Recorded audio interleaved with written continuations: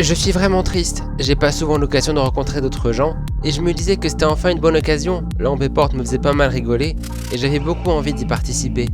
Je comprends pas ce que j'ai fait de mal, et j'aurais bien aimé que quelqu'un me le dise. Je sais pas tellement quoi dire tellement ça me semble random et un peu injuste. Je peux pas dire que ça a été cool et que j'ai passé de bons moments tellement j'ai eu le temps de rien ici. Merci Elise d'avoir rendu ton vote public. Cependant, sans rancune. Si alliance secrète contre moi il y a eu, j'espère fort qu'elle perdra, comprenez-moi. De retour aux terres de légende. Vous venez d'assister au message d'adieu de Chapeau Magique. Chaque éliminé a le droit dans l'océan depuis le lieu où elles sont, qui est tenu secret pour le moment. J'aimerais enchaîner avec une nouvelle explication des objets, parce que je crois que j'ai pas assez expliqué. Il existe plusieurs objets qui peuvent être distribués lors de divers événements. L'obtention d'un objet est généralement cachée des autres joueurs, mais c'est à son détenteur de décider ce qu'il en est. Il est tout à fait possible de le laisser secret pour tout le monde, tout comme il est possible de le révéler à certaines personnes, voire toutes. C'est à vous de le décider. Prenons pour exemple le conque.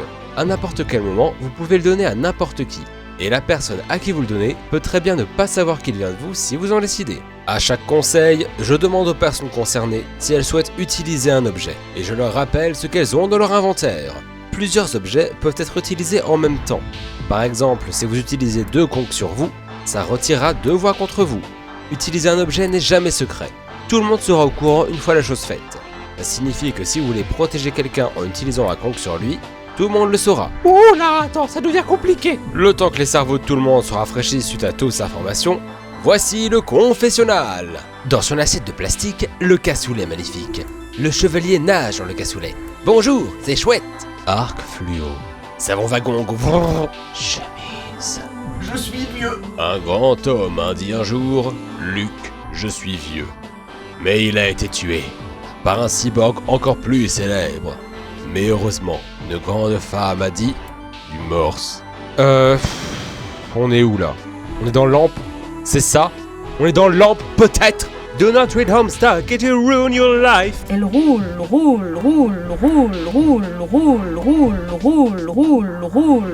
sans s'arrêter. Dans les jeux Persona, il est super important d'établir des liens avec le cast, les confidents. Ils permettent de donner des boosts d'XP à vos personas, ce qui fait que passer du temps avec les gens vous rend beaucoup plus fort.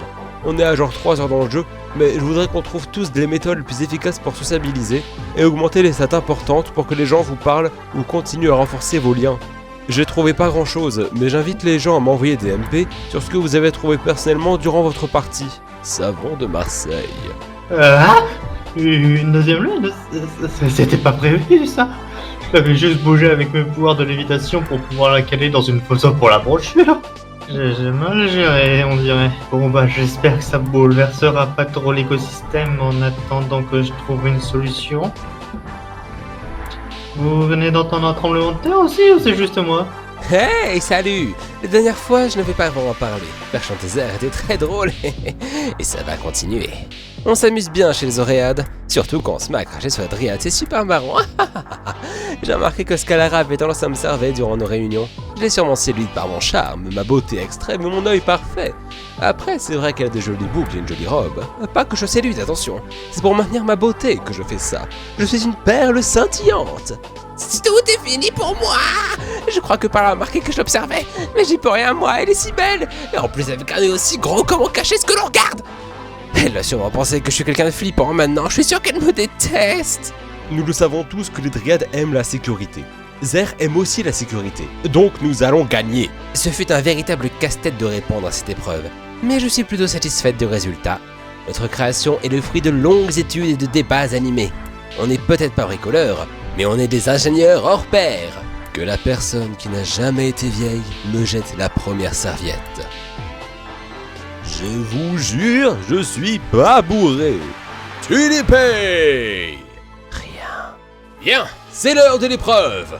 Les 3 équipes ont préparé leur plan pour arriver en premier dans cette course de chariot de mine. Il y avait certains critères à respecter, qui sont les suivants. Il y a 3 rails dans la mine qui suivent le même parcours. C'est pas un Mario Kart, donc le parcours est relativement simple. Aucun wagon ne part tant que je n'ai pas dit go. Quand un wagon atteint l'arrivée, ça donne le point à son équipe. Le classement est fait selon l'ordre d'arrivée. Les wagons doivent être capables de rouler sur des rails et doivent transporter du savon pendant tout le long de la course. La quantité de savon importe peu.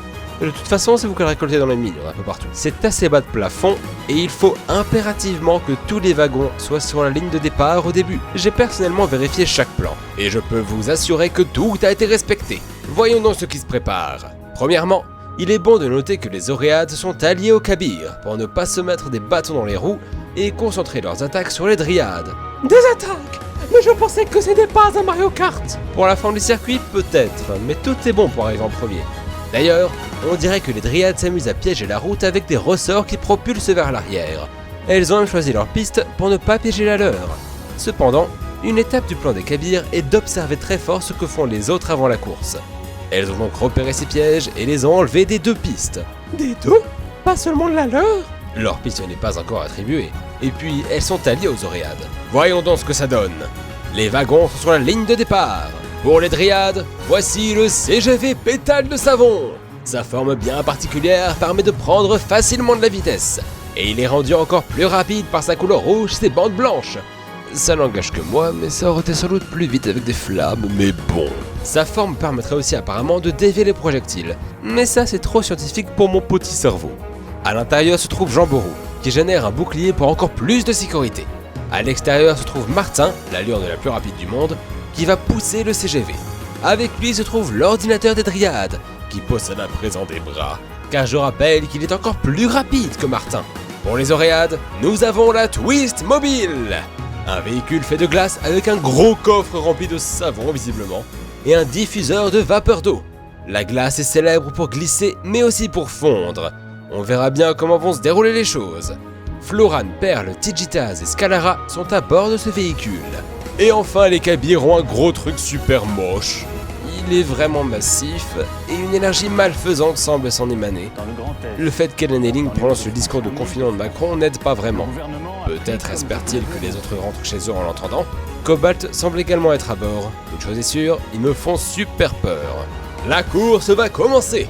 Les Dryades prennent la piste de gauche qu'ils avaient réservée. Afin que les Kabyres ne bloquent pas les attaques des Oréades à cause de la grande taille de leur véhicule, ils se mettent à droite et les Oréades sont donc au milieu. Que les meilleurs gagnent.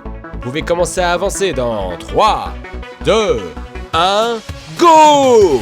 Les Dryades prennent rapidement la première place. Leur véhicule est sans aucun doute le plus aérodynamique.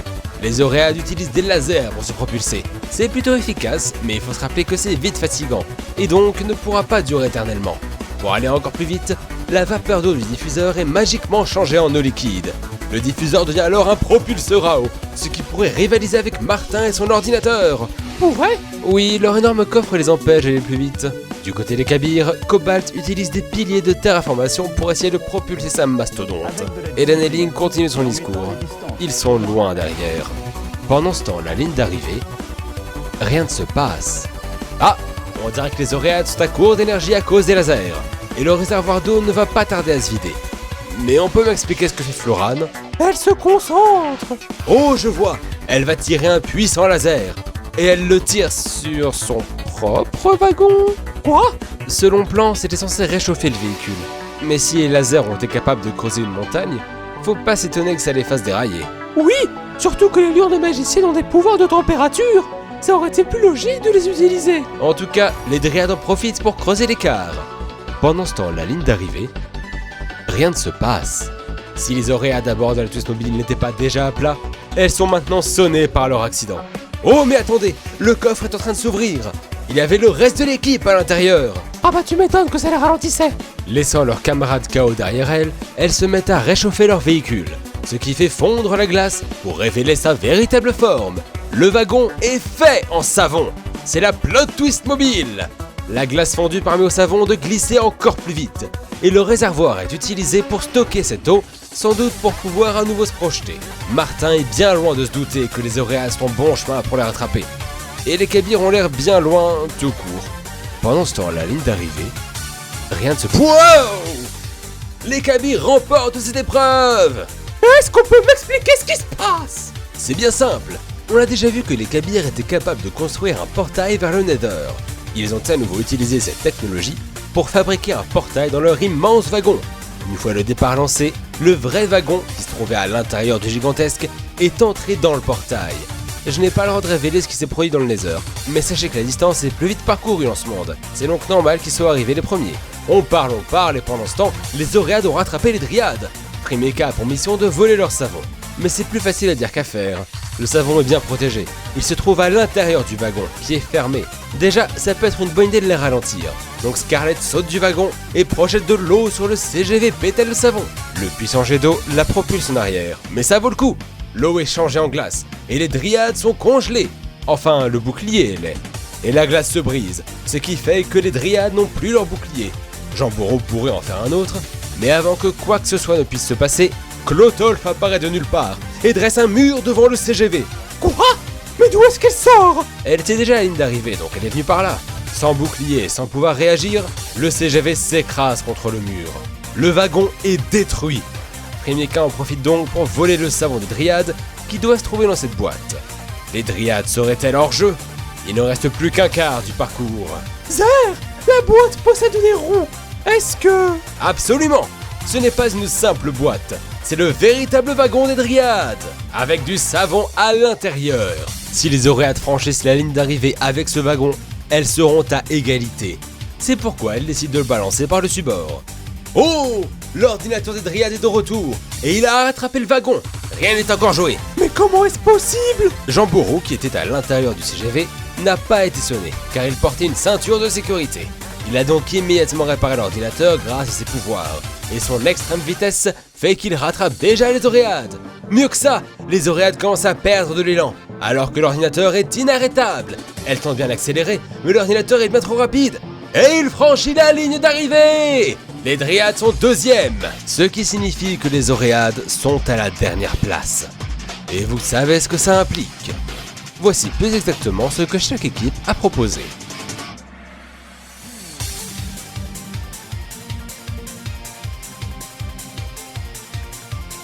Les Kabys repartent dans leur camp avec plus de savon qu'il n'en faut.